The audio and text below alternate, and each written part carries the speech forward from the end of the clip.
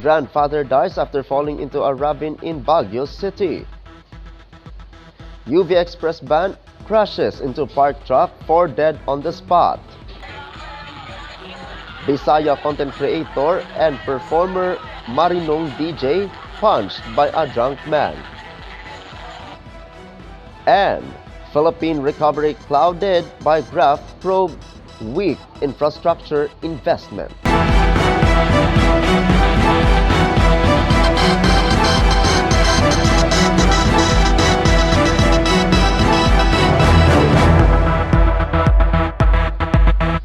Good evening, I'm Apolinario 30 Dignati si Valencia, and this is Philippine Headlines.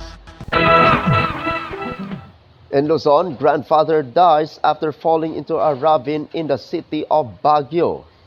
A 69-year-old man died after accidentally falling into a ravine in Sector G Country Club in the city of Baguio last February 7 this year. The victim, a 69-year-old, a grandfather, was a resident of the said area.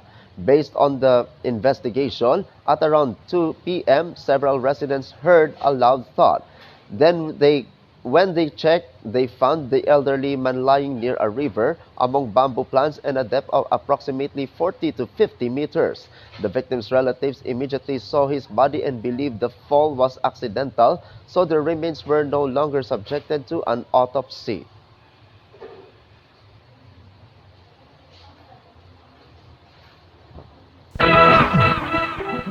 In Visayas, UV Express van crashes into parked truck, 4 dead on the spot.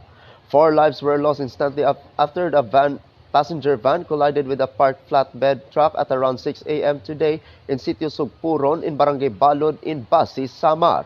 Those who died on the spot were the van driver, identified by an alias Rom, 54 years old, married, and a resident of Barangay Kalasni in Alang-Alang, Leyte, and 3 passengers identified by the aliases Lisha, 71 years old, Mel and Nympha, 57 years old, and all female and residents of 0018 National Highway in Borongan City. Other passengers were immediately rushed to the Basi District Hospital for medical treatment. According to a report from the Police Regional Office 8 or PRO 8, the van was traveling from Borongan City, Eastern Samar, and was headed to Tacloban City. Reports said the truck was parked on the opposite lane when the van suddenly swerved toward it, resulting in a strong impact that claimed 4 lives. Authorities are still investigating what caused the van to suddenly veer off its lane.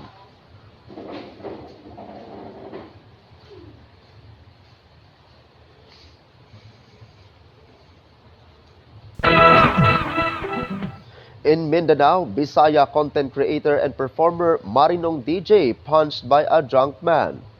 Police immediately arrested a man, reportedly a former inmate, who punched well-known Cebuano vlogger Marinong DJ while he was performing at Barangay Iponan in Plaza in the city of Cagayan de Oro. In a report by the PNP, Police Lieutenant Elihen Logroño, Deputy Station, the Commander of Police Station 7 in Bulua, said the incident occurred at around 12:10 a.m. In a video, the social media personality and vlogger Marinong DJ, whose real name is Jimbo Yorongo, can be seen performing on stage and happily taking selfies with audience members when a man suddenly approached him and punched him. Fans and people on stage immediately helped the vlogger get off the stage and brought him to the hospital. The video also shows several individuals ganging up on the suspect, who was reportedly intoxicated. The man who punched the vlogger was identified as Maagat, 40 years old, a resident of Zone 7 in Barangay Bulua, Cagayan de Oro City, and a former inmate of Lumbia City Jail. During the investigation, the suspect, believed to have been drinking alcohol, admitted that he committed the act after becoming angry at the vlogger for criticizing the government. It was also learned that the suspect is a known die-hard supporter of President Bongbong Marcos. Uy, basta kay Matigoy, magbuhat at full video ana atong i-upload ani unya. Matik as of now, goy gisettle. In the other news, unusual type of jade find or tayabak discovered in Apayao. Residents of Barangay Tanglagan and Barangay Langnao in the province of Apayao recently discovered an unusual type of jade vine locally known as tayabak in Kalanasan, Apayao. Through the efforts of Green Guards, members of the Municipal Environment and Natural Resources Office or MENRO, and the local government units of the said areas, clusters of wild tayabak or Strongylodon macrobotris were inspected and documented. The jade vine is commonly found in the Philippine forest.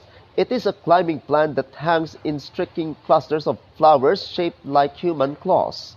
Its turquoise to jade green color is uncommon, and its flower clusters can grow up to 1 meter long.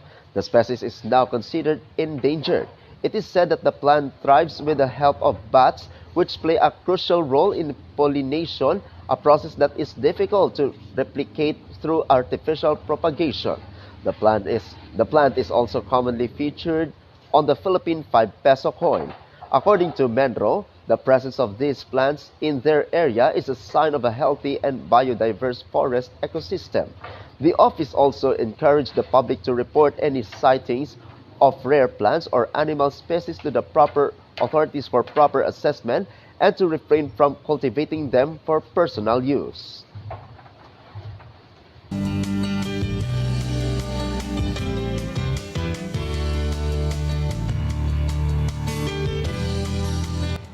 And for business update, Philippine recovery clouded by graph probe, weak infrastructure investment.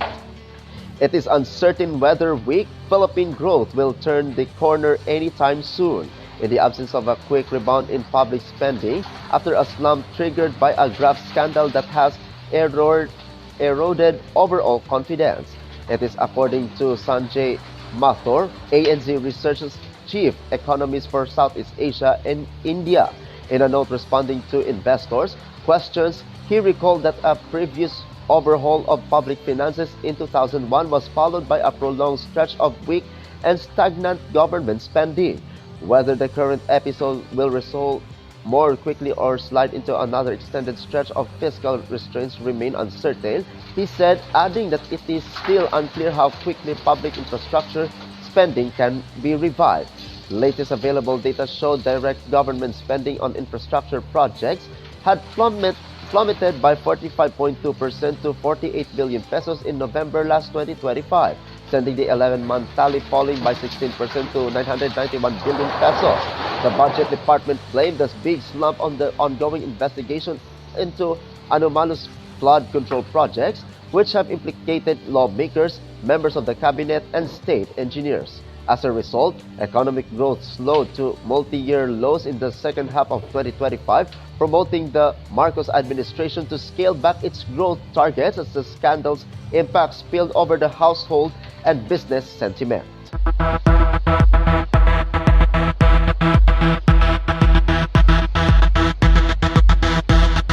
And that is Philippine Headlines this Wednesday, February 11, 2026. I'm Apolinario 30 Dignadi si Valencia, and this is Salakot Online Broadcasting Network. Good night, Philippines. Ambing kasadya